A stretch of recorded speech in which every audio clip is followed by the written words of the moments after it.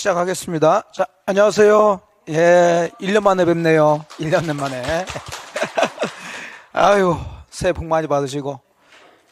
모든 복 다 받으시는데, 그 중에 합격복은 꼭 받으세요. 잘 될 겁니다.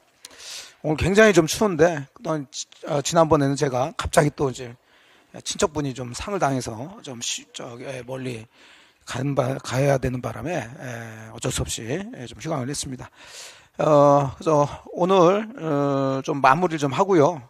또 다음 주부터 이제 새로 시작하는데 그때 이제 좀 본격적으로 좀 보는 걸로 그렇게 좀 하도록 할게요. 자, 오늘 뭐 양이 진도가 많이 남았는데 말 그대로 좀 중요한 거 중심으로 보시고, 어차피 뒤쪽은 좀 앞쪽이 좀 이해가 되셔야지만이 그 이해가 되는 부분이 많아요. 특히 민사특별법 같은 경우는 그건 이제 다음번으로 이제 미루고요. 자, 교재는 280페이지를 좀 핍니다. 우리가 지난번에 그 용익물건까지는 보셨을 거예요. 전세건까지는. 전세까지는 보시고 이제 담보물건제에 들어갈 차례입니다. 자, 시작합니다. 자, 물건법의 마지막 파트인데요. 담보물건. 여기서도 보통은 한 3문제, 4문제, 많이 나오면 5문제까지 나오는데, 자, 담보물건에서 이 담보라는 것은 항상 채권하고 연결이 되어야 돼요. 자, 채권은 특정인에 대한 권리로서 특정인, 즉 채무자의 협력이 필요하죠. 가장 대표적으로 돈 받는 건데, 제가 돈을 빌려줬어요. 그 채무자가 돈을 안 갚아. 그러면 이게 채권은 그 채무자가 돈을 갚아야지만이 만족을 얻게 되는데, 돈을 갚지 않으면은 이제 소송을 통할 수밖에 없어요. 그 다음에 소송에서 아무리 이겼다 하더라도 채무자의 재산이 없으면 그 채권자는 만족을 얻을 수가 없죠. 그러니까 이 채권을 완전하게 확보하기 위해서 담보라는 게 필요하다. 그럼 담보는 이제 두 가지가 있어요. 인적 담보라고 있는데, 인적 담보는 뭐 사람을 잡는 게 아니라 보증인 세우는 거죠. 보증인. 채무자 네가 안 갚으면 다른 사람이 대신 갚을 수 있도록. 자, 근데 우리는 그것들은 우리 시험 범위가 아니니까 여기서는 채권을 완전하게 확보하기 위해서 물건을 담보로 잡죠. 물건을. 그럼 그 물건에 대한 권리, 담보물건이 이제 나타나게 되죠. 자, 그래서 이 담보물건이라는 것은 이제 3가지 권리가 있죠. 유치권과 질권과 그 다음에 저당권이 있는데, 질권은 우리 시험 범위에서 빠진다고 그랬어요. 그럼 여기서 이제 유치권하고 저당권을 배우셔야 돼요. 자, 그러면 유치권, 저당권 배우기 전에 담보물건에 공통적인 성질이 있어요.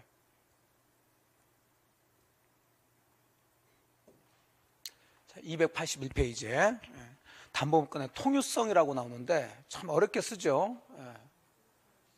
통은 뭘까요? 공통된 이유는 공통적으로 가지고 있는 성질. 유치권, 질권, 저당권이라는 담보물건이 있는데 그 3가지 담보물건에 공통적인 성질이 있다는 거예요. 공통적인 성질. 자, 그 공통적 성질은 좀 전에 제가 말씀드렸던 채권과의 관계예요. 채권과의 관계. 자, 담보물건은 뭘 담보하기 위해서 존재한다고요? 채권이에요. 그러니까 요거하고 요 권리는 어떤 관계이냐면 가장 기본적으로 얘가 주인이 되는 권리고 얘가 종된 권리예요. 주종관계에 있어요. 그러니까 쉽게 생각해서 저당권이라는 담보물건을 보면 여러분들이 은행에서 대출도 받지 않았는데 여러분 아파트에 저당권 설정하나요? 아니죠. 대출을 받아야, 즉 은행에서 여러분한테 돈 받을 채권이 있어야 은행에서는 여러분 아파트에 저당권 설정하는 거죠. 그럼 여러분이 돈을 다 갚으면 이제 저당권이 있을 필요가 없어지는 거예요. 그래서 결국은 이 담보물건을 우리가 배우는데, 이 담보물건은 주된 개인적 독립적으로 존재할 수 있는 게 아니라 항상 이 채권하고의 관계에서 채권이 주인이 되고 이 채권을 담보하기 위해서 담보물건이 있게 되니까 주종관계에 있어요. 그럼 우리 민법에서 주종관계에 있다 그러면은 2가지 성질은 반드시 갖게 돼 있어요. 첫 번째는 말 그대로 종은 주인과 운명을 같이 해야 되겠죠. 이걸 부종성이라고 그래요. 부종성. 그러니까 채권도 없는데 담보물건만 존재할 수가 없어요. 채권이 있어야 담보물건이 있는 거죠. 그럼 나중에 채권이 없어졌으면 담보물권도 자동으로 없어지는 거예요. 자, 담보물권이란 종은 채권을 담보하기 위해서 같이 있어야지 이 채권과 분리해서 담보물권만 다른 사람한테 넘길 수는 없어요. 이해되셨나요? 네, 이런 걸 부종성이라고 그래요. 그 다음에 두 번째, 수반성이라는 걸 갖게 돼요. 수반성. 자, 수반이라는 것은 같이 다닌다는 얘기죠. 즉 뭐가 넘어가면, 채권이 넘어가면 담보물권도 같이 넘어가 줘야 돼요. 그걸 수반성이라고 그래요. 이건 꼭 채권과 담보물권만 얘기하는 게 아니라 무슨 관계에 있다면, 주종관계에 있다면 모든 것은 다 이렇게 부종성과 수반성이라는 성격을 갖게 돼 있다고요. 자, 그럼 여기를 이제 읽어보시면 부종성 나오잖아요. 자, 담보물권은 주인이에요, 종이에요? 종이 피담보 뭐에? 채권 주인에 의존하는 성질을 말한다. 그러니까 항상 글을 읽을 때는 해석을 하시라고 그랬어요. 해석. 그냥 자, 이거 다 읽을 수 있어요, 없어요? 읽죠. 읽는다고요. 그냥 읽으니까 그냥 쭉쭉 읽고 나가셔. 그러시면 절대 안 된다고 그랬지. 읽으면서 이게 무슨 뜻인지를 해석을 하셔야지. 그럼 담보물권이라는 종은 피담보채권이라는 주인에 뭐한다? 의존한다. 그래요. 그러면 즉 피담보채권 주인 없이는 단독으로 존재할 수 없어. 그래서 채권 주인이 성립되지 않으면 담보물권 성립되질 않죠. 돈도 빌리지 않았는데 저당권이 있을 수 없단 말이에요. 자, 그럼 문제는 이제 요거죠. 그러면 주인이 가면 종인 담보물권도 자동으로 가야 돼. 예. 요걸 기억하세요. 그럼 여기에 이제 저당권을 집어넣으면 채권이 소멸하면 저당권도 당연히 소멸한다. 채권이 소멸하면 유치권도 당연히 소멸한다. 자, 그럼 다시 보세요. 여러분들이 은행에서 대출 받아가지고, 그럼 은행은 여러분한테 그 대출금에 대한 채권이 있죠? 그걸 담보하기 위해서 여러분 아파트에 저당권을 설정했어요. 그럼 저당권 설정하려면 여러분 아파트에 저당권 등기가 됐겠죠? 예, 자, 그런 상태에서 여러분이 나중에 그 대출금을 갚았어요. 아직은 여러분 아파트 등기부에 저당권 등기가 있죠? 저당권이 존재해요? 없어졌어요? 응? 돈 다 갚았다고. 1억 대출 받아가지고 여러분 아파트에 저당권 등기 해놨는데 1억을 갚았다고요. 그럼 아직은 여러분 등기부에, 아파트 등기부에 저당권 등기가 있죠? 저당권 있어요? 없어졌어요? 없어졌다고 해야지. 여기서 보면서 그러시면 어떡해. 그러니까 1년이 지나도 변함이 없어요. 저는 그런 게 좋아. 사람이 변함이 없어야지 자꾸 변하면 안 돼. 변하지 마세요, 여러분들. 여기 그 얘기했잖아요. 채권이 뭐 되면, 소멸되면 담보물권도 당연히 소멸한다니까. 등기를 말소하냐 안 하냐 그런 거 아무 상관이 없어요. 그래서 시험 문제를 내는 거예요. 그래서 이렇게 쳐놓고 물어봐도 여러분은 딴소리 한단 말이에요. 그게 여러분의 생각. 그러니까 제가 계속 강조했던 것들 여러분 생각대로 하면 돼, 안 돼요? 안 된다. 근데 그 사이에 한 2주 동안 안 봤다고 다시 이제 정상으로 복귀가 된 거죠. 그게 여러분의 상황이에요. 그래서 계속 잔소리를 한다고. 이런 걸 부정성이라고 그래요. 그 다음에 뭐가 있다고 그랬어요? 수반성. 주인 가는 곳에 종이 따라가야 된다고. 그럼 여기서 주인이 뭐예요? 채권이 동일성을 유지하면서 이전하게 되면, 넘어가면 종인 담보물권도 역시 이전된다. 자, 그 다음에 이제 불가분성이라는 얘기가 나오는데, 이건 또 채권과의 관계예요. 근데 주종관계는 아니에요. 주종관계에서 나타나는 것은 부종성하고 수반성이에요. 그럼 불가분성은 뭐냐면, 자, 이것도 그대로 읽지 마시고 따지시라고. 불은 뭘까요? 아니불. 가능. 분은 나눌 뿐. 그러니까 나눌 수 있다, 없다? 없다 그래요. 담보물권은 나눠지지 않는다고요. 채권은 나눠질 수 있어요. 자, 여러분들이 1억을 빌렸어요. 그럼 1억의 채권이 발생된 거죠? 그래서 이걸 담보하기 위해서 여러분 부동산에 저당권 설정했어요. 그럼 이 저당권은 여러분 부동산 전부에 미치겠죠? 이런 상태에서 여러분이 1억을 싹 다 갚았으면 저당권은 등기를 말소하든 안 하든 없어진단 말이에요. 이게 부정성이에요. 근데 여러분이 1억 중에서 5천만 원만 갚았다니까? 자, 그럴 수 있어요, 없어요? 있어. 그럼 채권은 나눠졌잖아요. 쭉 줄어들었죠. 얼마에서 얼마로? 1억에서 5천만 원으로. 그럼 이 저당권도 여러분 부동산 중에 반만 미치느냐 얘기죠. 그러나요? 아니지. 이 저당권은 아무리 채권이 반으로 나눠졌다 하더라도 그 부동산 전부에 미쳐요. 자, 1억 중에서 8천만 원 갚았어요. 이제 얼마 남았어요? 2천만 원. 그럼 이 저당권은 여러분 화장실에만 미치나요? 아니야. 여전히 계속 그 부동산 전부에 미치는 거예요. 채권이 제로가 됐을 때 이 저당권도 없어지는 거예요. 이렇게 채권은 이렇게 나눠질 수 있지만 1억에서 5천, 5천에서 2천 이렇게 나눠질 수 있지만 저당권은 요거 줄어든다고 해서 요 효력도 같이 줄어들지는 않아. 그대로 그냥 제로가 됐을 때 없어지는 거예요. 그래서 피담보채권 전부 변제받을 때까지 목적물 어디에? 전부에 대해서 담보권을 행사할 수가 있다고요. 효력이 미친다고요. 이런 걸 불가합성이라고 그래요. 물상대의성이라는 얘기가 나오는데 이건 지금 설명드리면 안 돼요. 왜냐하면 여기서는 모든 담보권의 공통적 성질을 얘기하고 있죠. 그러니까 요거는 유치권이든 저당권이든 다 인정이 되는 거예요. 근데 물상대의는 유치권은 인정이 안 돼요. 그러니까 여기서 얘기하면 안 된다고. 무슨 얘기 이해되시죠? 그럼 물상대의란 문제는 어디서 나오겠어요? 저당권 배울 때 나오는 거예요, 이것은. 그래서 여기서 이제 전체를 보실 것은 요 세 가지만 보시면 돼요. 그러니까 이 책을 제가 쓰지 않았기 때문에 물론 잘 썼어요. 잘 썼는데 저의 관점과 요 분의 관점이 약간 다른 게 있더란 말이죠. 근데 조금 제 입장에서는 좀 아쉬운 게 그런 것들이죠. 그런 것들은 그냥 물론 저당권이 있습니다. 그냥 빼가지고 그냥 설명해 드리면 돼요. 자, 어쨌든 이 세 가지가 모든 담보권의 공통적 성질이다. 이렇게 잡으시고 그럼 이제 유치권 들어가시면 되겠지. 자, 282페이지 들어갑니다.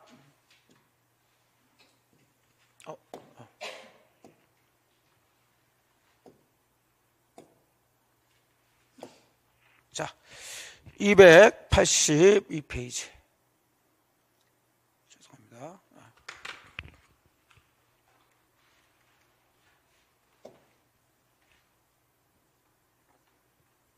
자, 유치권은 이제 담보물권을 배우시는 거예요. 그럼 유치권도 앞서 보셨던 부정성 있고 수반성 있고 불가분성 있는 거예요. 그럼 이제 전제를 깔고 여기서는 유치권이라는 권리에서는 이제 한 문제에서 두 문제가 나오는데 가장 중요한 게 유치권이 어떤 때 성립되느냐 이 문제예요. 왜냐하면 이 유치권은 서로 계약에 의해서 성립되는 게 아니라 일정한 요건이 갖춰지면 자동으로 성립되는 게 유치권이에요. 그런 걸 우리가 약정, 법정이라고 그러죠. 그게 법정담보물권이에요. 그래서 항상 법정죄가 들어간 데는 성립 요건을 물어봐요. 어떤 경우에 이런 권리가 왜 그러냐면 항상 제가 얘기하는 거지만 우리가 권리를 배우시지만 여러분이 한 번이라도 권리라는 걸 보신 적이 없죠. 그러니까 빵을 만든다고 그러면 빵이 만들어지는 게 보인단 말이에요. 그럼 이건 빵이 다 만들어졌구나 아니면 이건 안 만들어졌구나 이거 판단할 수 있는데 권리는 보이는데 아닌데 누군가는 권리를 가지고 있다고 그러고 누구는 아니라고 그러고 그럼 도대체 이 권리가 어느 때 성립됐는지 이걸 보셔야 되는데 일반적으로 물건은 계약을 하고 뭐까지 하면 등기까지 하면 권리 물건이라는 게 성립된다고요. 근데 유치권은 그런 게 아니야. 그러다 보니까 어느 경우에 유치권이 성립되는지 법에 정해놔요. 그럼 도대체 유치권이 뭐냐고 얘기인데 그러면 이것도 생각해 보세요. 권리인데 뭐 할 수 있는 권리예요? 그럼 유치란 단어를 잡으셔야지. 그냥 유치권 하지 말고. 그럼 유치란 단어는 한글로 써져 있으니까 정말 여러 가지 뜻이 있죠. 참 유치해. 그런 것도 유치야. 그러니까 이 한글로 써 있는 것을 한자로 이렇게 바꿔서 해석을 하셔야 된단 말이에요. 근데 여기서 말하는 유치는 뭐 유치하다 그런 유치가 아니고 여러분들 혹시 유치장이라고 들어보셨나요? 유치장. 그럼 유치장은 사람을 잡아놓고 가둬놓는 데죠. 그럼 여기선 사람이 아니라 뭐를? 물건을 잡아서 안 돌려주겠다는 거예요. 자기 물건을 남의 물건을 그럼 남의 물건을 잡아서 안 돌려주겠다는 것은 자 이거 무슨 물건이라고 했어요? 그러면 당연히 그 사람은 그 상대방에 대해서 돈 받을 뭐가 있다는 거야. 채권이 있다는 거지. 그러니까 네가 돈 줄 때까지 그 물건은 돌려주지 않을 수 있는 권리예요. 자 이렇게 이제 말로 얘기했어요. 그럼 사례로 들어갑니다. 여러분들의 유치권이라는 것은 들어보지 못했겠지만 현실에서는 굉장히 많죠. 가장 대표적인 게 여러분이 세탁소에 옷을 맡기죠. 그 옷 한 이틀 있다 3일 있다 찾아가라고 그러죠. 공짜로 찾아가나요? 세탁비를 줘야지. 그럼 세탁비를 안 주면 세탁소에서 그 옷을 줘요 안 줘요? 그게 뭐예요? 그게 유치권이에요. 세탁소 주인은 법을 공부하지 않고 중개사 공부를 하지 않았다 하더라도 그냥 유치권이라는 것을 행사하고 있어요. 아니, 세탁비를 줘야 제가 주죠. 이게 유치권이야. 여러분을 자동차 끌고 다니시다가 고장나서 카센터에 맡겼어요. 그래서 며칠 있다 오래. 그럼 여러분의 그 자동차가 싹 세차하고 다 고쳐져 가지고서는 나와 있죠. 그 여러분 자동차니까 여러분이 그냥 끌고 가나요? 안 되지. 카센터 주인이 뭐 달라고 그래요? 수리비 달라고 그래. 이제 카센터에서는 여러분의 자동차를 고쳤기 때문에 여러분에 대해서 수리비 채권이라는 게 있다고요. 그럼 그 수리비를 받을 때까지 카센터에서는 여러분의 자동차를 뭐 할 수 있어요? 유치할 수 있지. 그게 유치권이에요. 다른 거. 이해되셨죠? 예, 가장 흔한 거죠. 흔한 예인데, 그러면 이제 이 유치권이라는 것은 어떻게 해야 성립되느냐?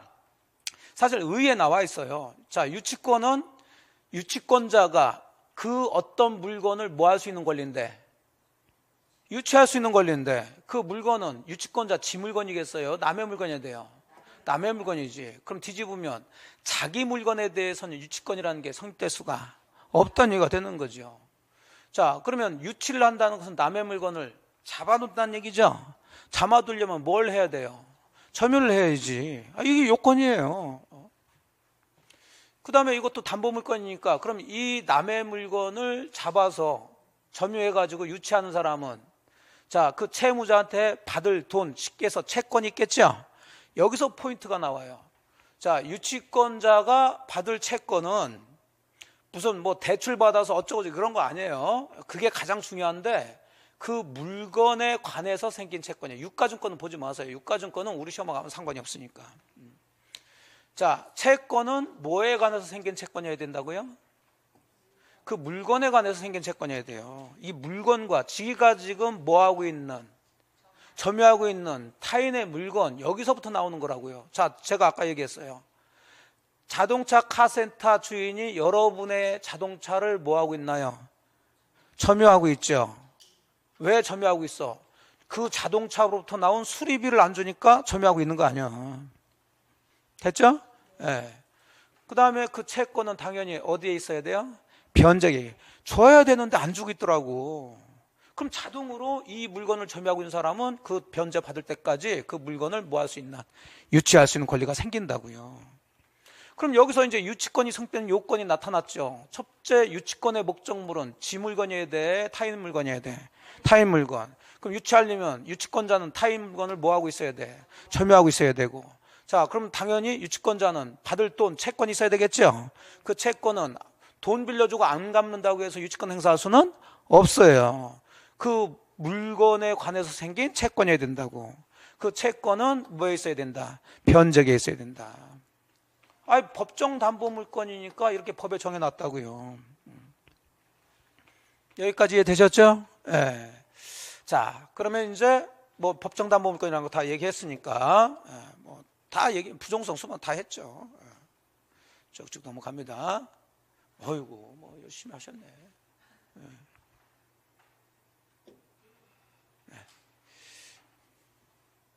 자, 유치권의 성립 요건인데, 그러니까 이것도 이제 제가 조금 좀 그런 게, 자, 그러면 유치권의 성립 요건이라는 것은 일단 성립 요건은 기억해야 돼야 안 해야 돼요? 해야죠.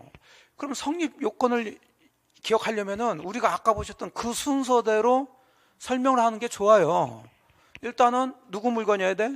타인 물건을 뭐 하고 있어야 돼?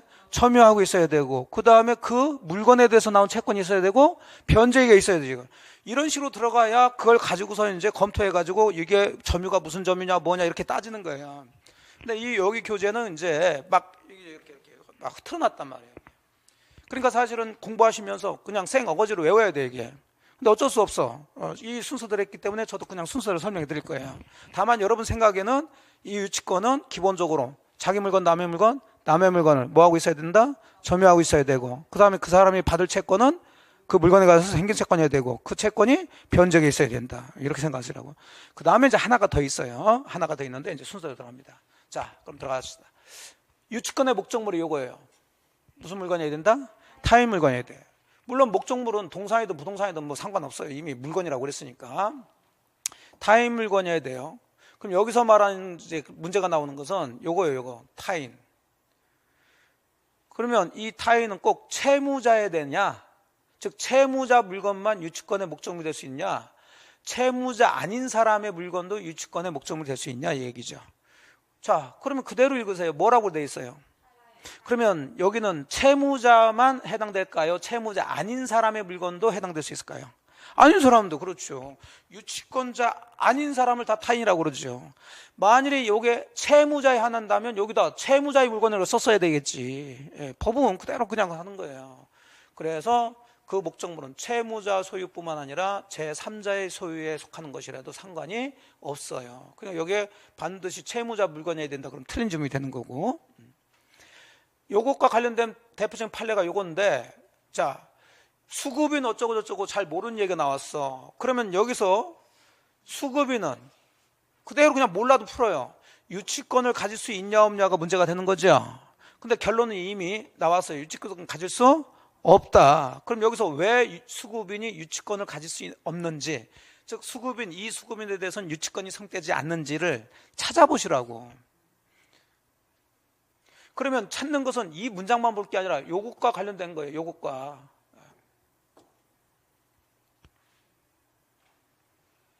그러면 3번의 키워드는 어디에 있을까요? 그렇죠. 답을 다 알려주잖아요. 그러면 여기에 맞지 않잖아.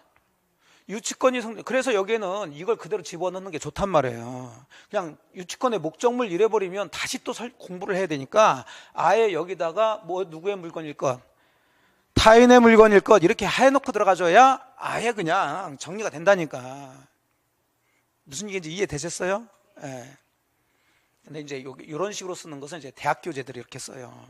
대학교재들은 학문적으로 공부를 해야 되니까 이렇게 해놓고서 이제 막 설명하는 건데, 우리는 제가 계속 얘기하지만 학문을 공부하는 게 아니잖아요.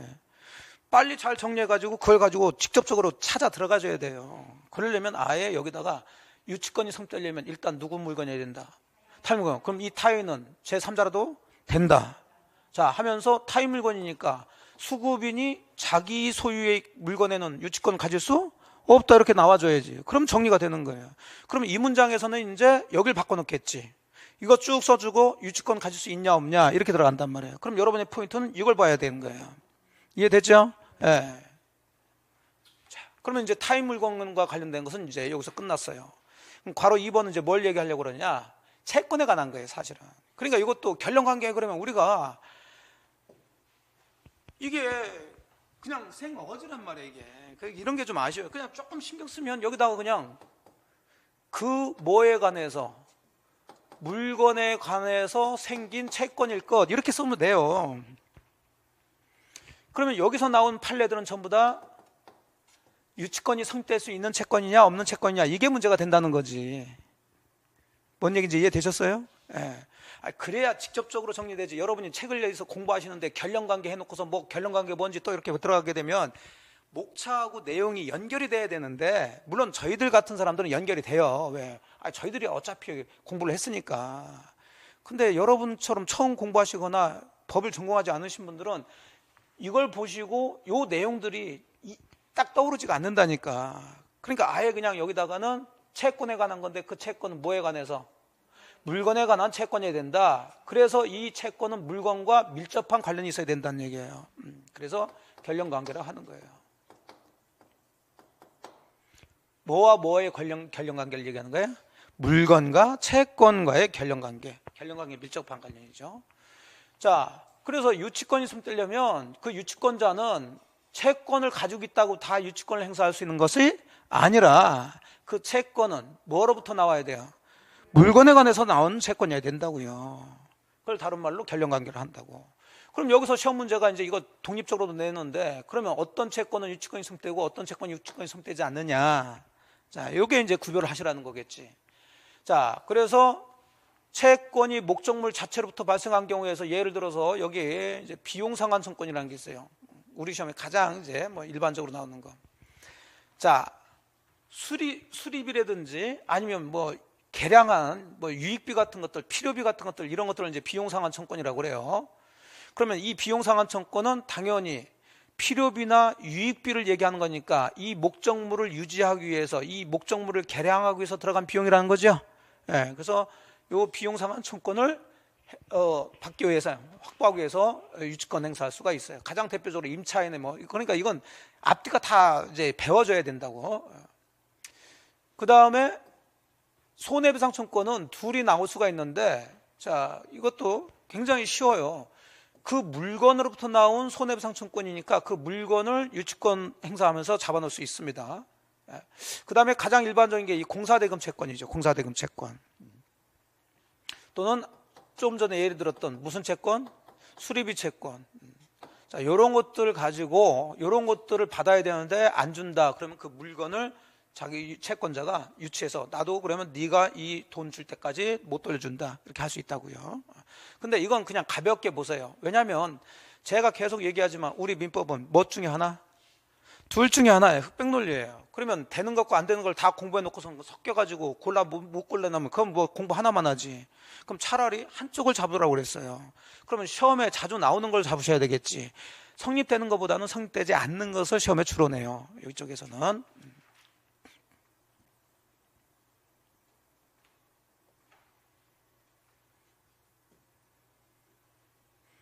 자, 유치권 부정 나왔어요. 세 가지 기억하시면 돼요.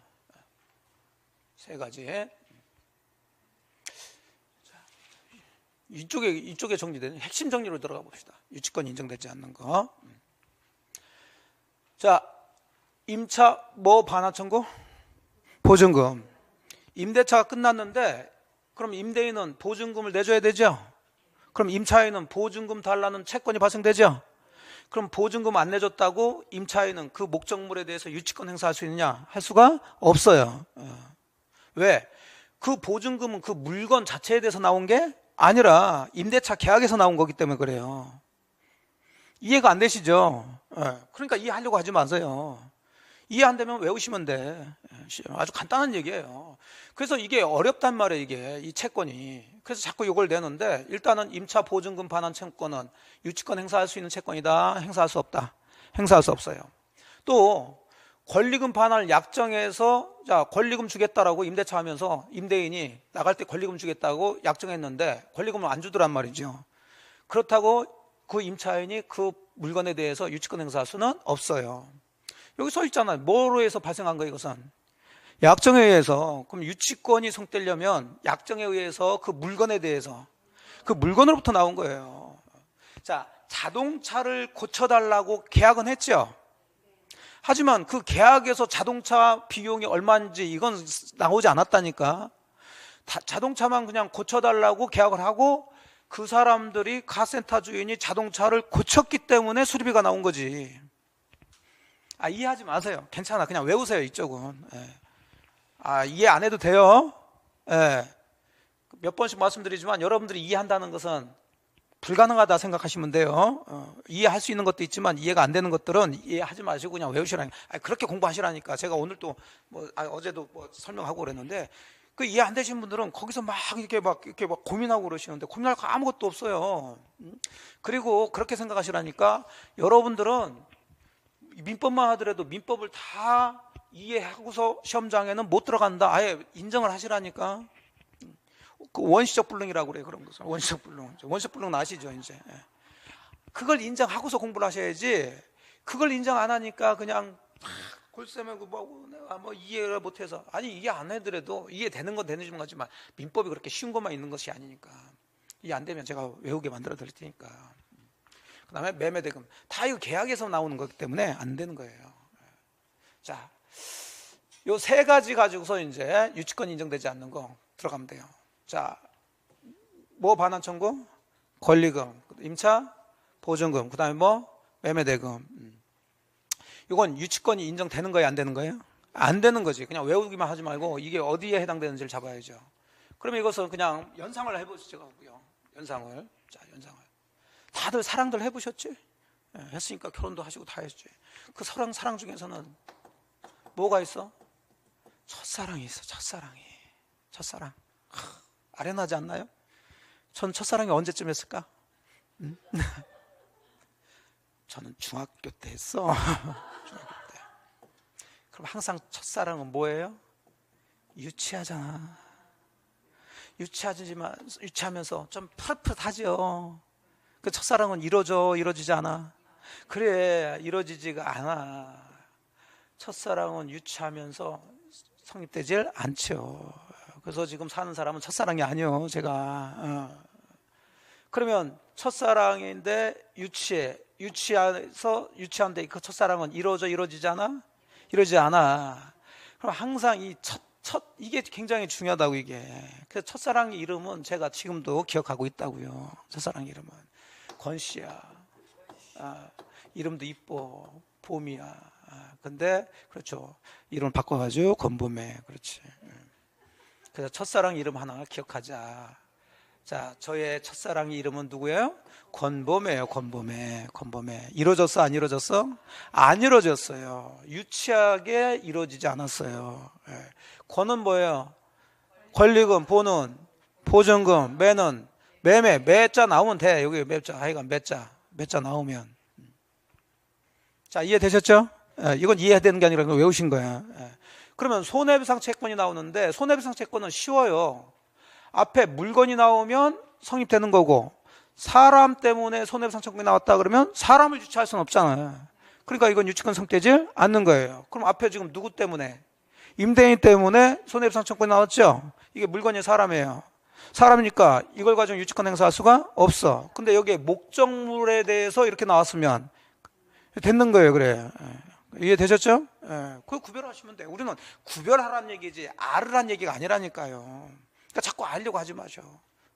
구별됐나요? 그러면은 유치권이 성립되냐 안 되냐를 가지고 채권 가지고 얘기했다 그러면 여러분들은 누구 생각하시고? 권범에 된다 안 된다? 안 된다. 그럼 이게 아닌 것은 된다 해야지. 오케이, 됐어요. 자, 그 다음에 이제 다음 파트로 들어갑니다. 요런 권범에 빼고, 자, 뭐 수리비라든지 공사대금이라든지 이런 채권은 무조건 그런 채권 돈 받을 게 있다고 유치권 행사하는 게 아니라 뭐에 도래돼야 돼요?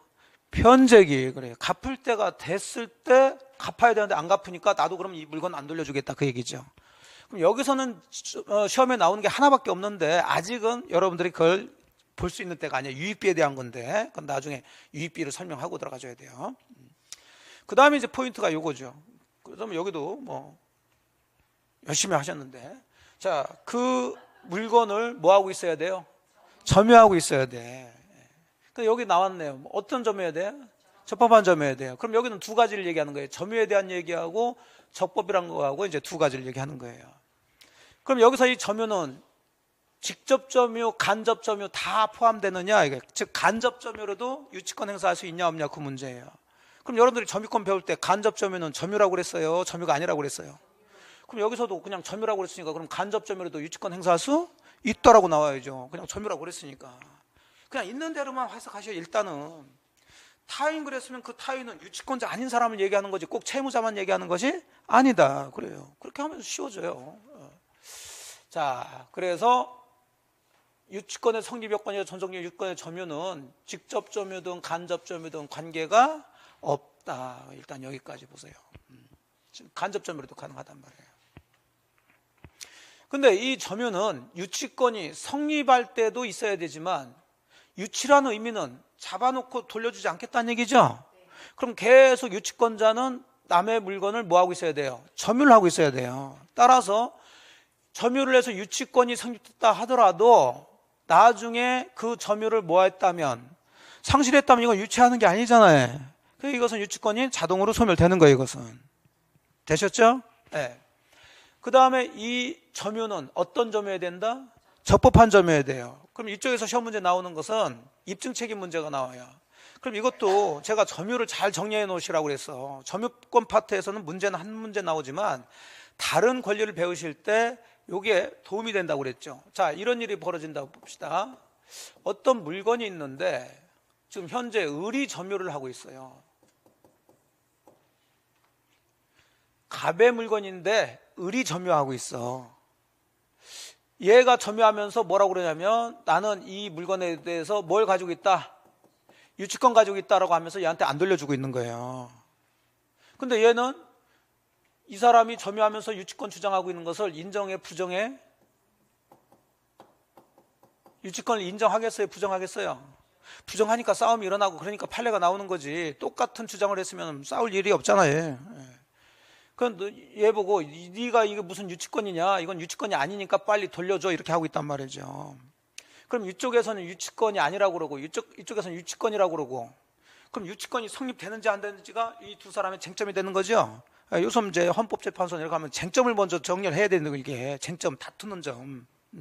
그럼 여기선 유치권이 아니라고 그러고 여기선 유치권이 성립됐다고 그랬는데, 이 두 사람의 다툼의 쟁점은 이 점유에 대해서 있어요. 얘는 왜 유치권이 성립됐냐고 그러냐면, 내 점유는 무슨 점유니까? 적법한 점유니까 유치권이다.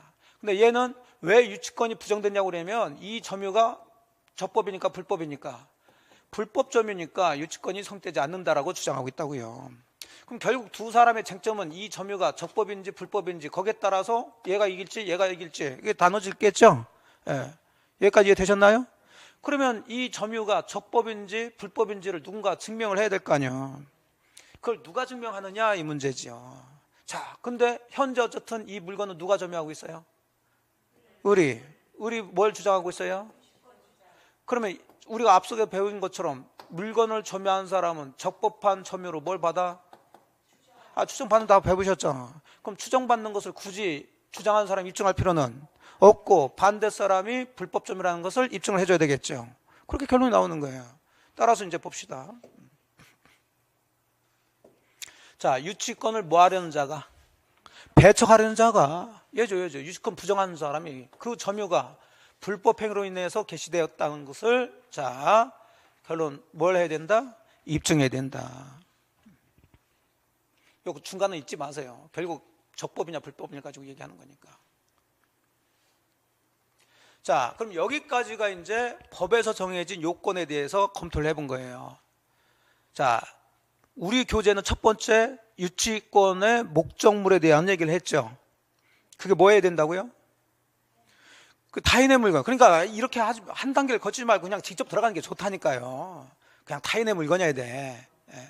그래서 타인은 채무자든 제3자든 상관없고, 그러니까 수급인은 수급인 소유의 목적 그 기성 부분에 대해서는 유치권 행사할 수가 없고.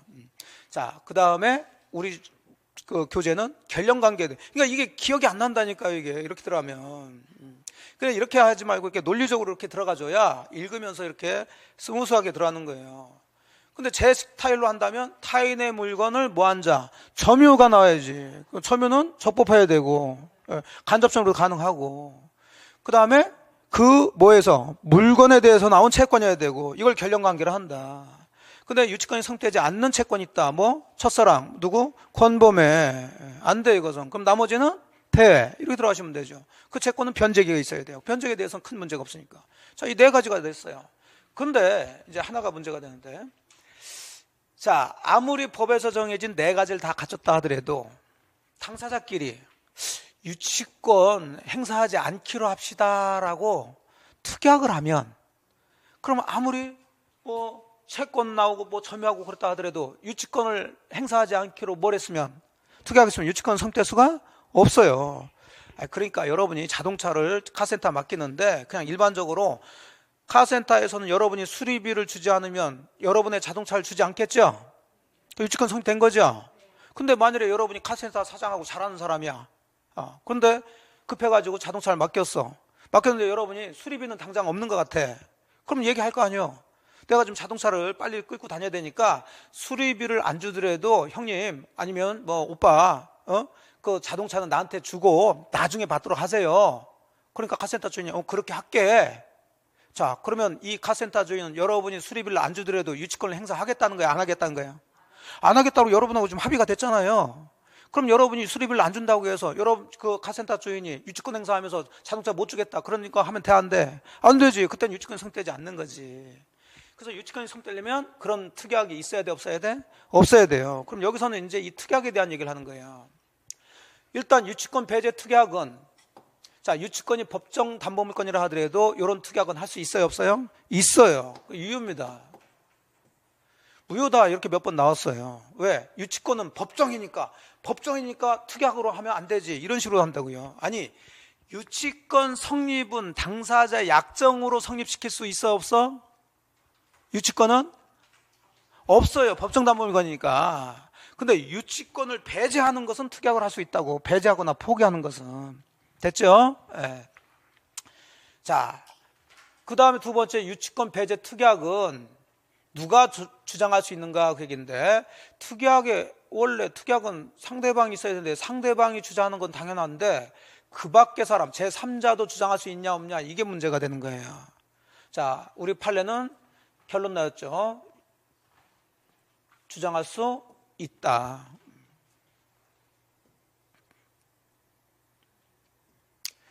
이 판례는 설명 들으면 당연한 것이 되네요.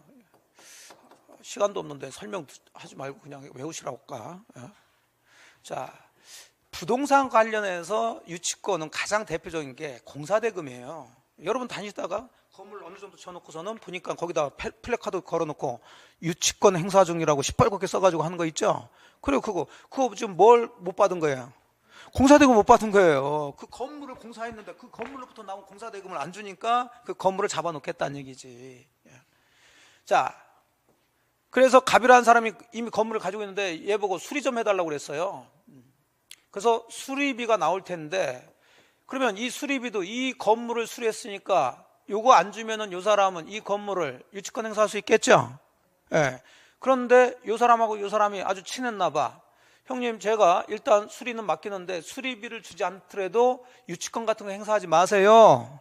그러니까 이쪽에서 그렇게 할게 라고 둘이 유치권 배제 뭘 한 거예요? 특약을 한 거예요. 그리고 수리했어. 수리비 채권 나왔네? 한 4천만 원 나왔어요. 자, 그럼 얘는 4천만 원 줘야 되지만 안 준다고 얘는 이 건물을 잡아놓고 유치권 행사하면 안 되지. 이 상태에서는 괜찮은데 문제는 이 상태에서 이 건물이 경매가 들어간 거예요.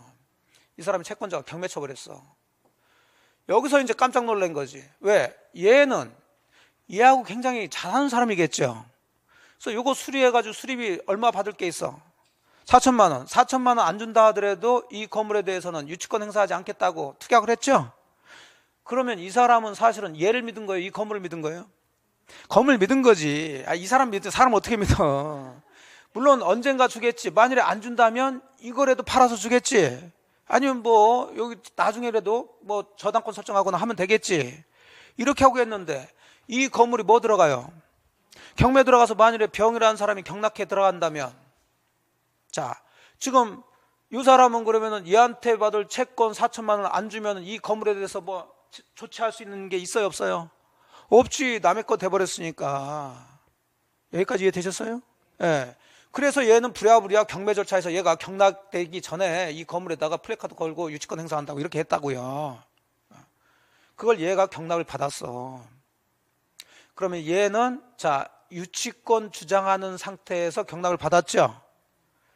여러분들이 이제 이것도 일종의 이제 실무인데, 이 유치권이 잘 배워두면 참 경매 절차에서 큰 수익을 낼 수 있다니까. 여러분이 경매에 나중에 이제 들어가는데, 입찰 들어가는데 누군가 유치권 행사하고 있다 그러면 쉽게 들어갈 수 있겠어요, 없겠어요? 없지. 유치권은 물권이에요, 채권이에요? 유치권, 물권, 채권.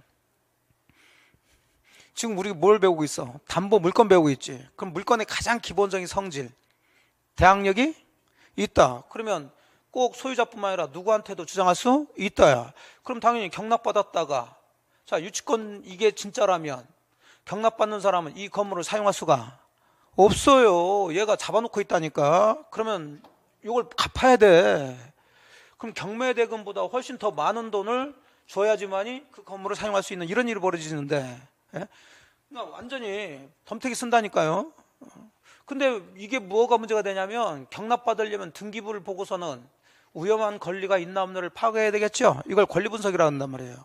근데 유치권은 등기가 돼야 안 돼요. 안 돼 있으니 이게 유치권이 있는지 없는지를 알 수가 없다니까요. 이게 진짜인지 아닌지. 그래서 우리가 배우고 있는 요 유치권 성립 요건이 이 경매 절차에서는 굉장히 중요한 거예요. 왜냐하면 이 사람이 경락을 받았다는 것은 얘가 유치권 주장을 한다 하더라도 이걸 깰 수 있는 자신이 있기 때문에 받는 거예요. 그럼 이 유치권을 깨는 것은 성립 요건을 따지는 거예요. 그러면 이 사람 입장에서 이제 얘가 이 건물에 대해서 유치권을 행사하고 있다. 만일에 이게 아파트라면 굉장히 유치권이 깨지기 쉬워요. 왜냐하면 유치권이 승되려면 받을 돈만 있다고 해서 유치권 승되는 게 아니고 뭘 해야 돼요? 아파트. 그렇지, 그거예요. 현실에서는. 근데 아파트를 얘가 살고 있는데 얘가 점유할 수 있을까? 없지, 이게. 그러니까 그냥 주장만 하고 있는 거예요. 그래서 아파트에 대한 뭐 이런 빌라나 아파트에 대한 유치권은 거의 대부분이 한 70%가 가짜예요, 가짜. 왜냐하면 나중에도 뭐 들어가겠지만 이 사람 입장에서는 경매 들어갔다 그러면은 날아가는 거죠.